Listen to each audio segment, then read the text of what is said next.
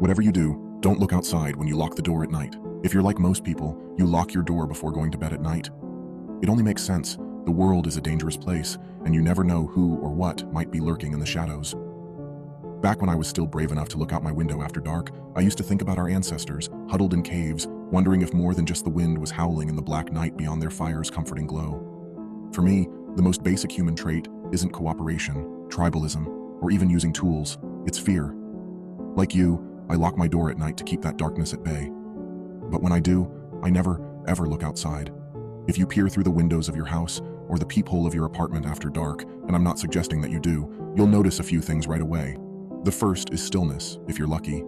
After all, there's no reason why someone or something should happen to be standing on your doorstep, waiting for you to look outside, waiting to sneer at you through that thin barrier before they come crashing into your home, do what they wish to you and the people you love.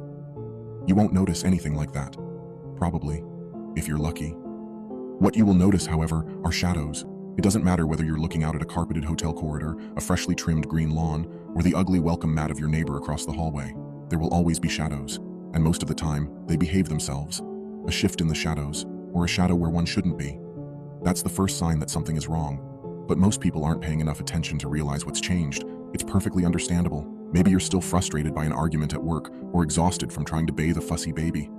Given what we all go through every day, why would you notice that the long black shadows of the trees in your yard are stretching toward the dying sunset instead of away from it? Why would you think that the dark shape flickering above the elevator is anything other than a helpless moth trapped inside a wall lamp? No. After your quick peek outside, you probably feel safe, content.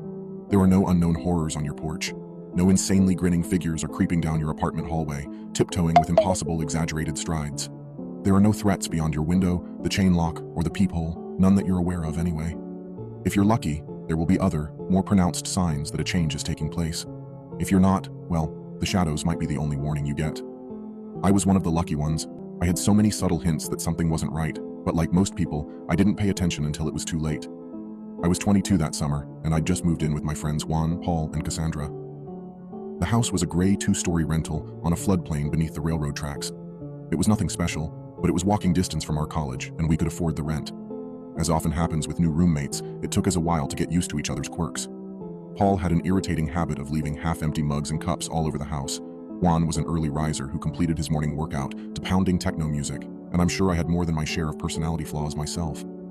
The only thing annoying about Cassandra, however, seemed to be just how superstitious she was. She avoided ladders and black cats like the plague. Every time she spilled salt, she tossed a pinch of it over her shoulder. I considered asking her if she wore a pair of lucky socks to her exams, but I decided that I was better off not knowing. It was a windy night at the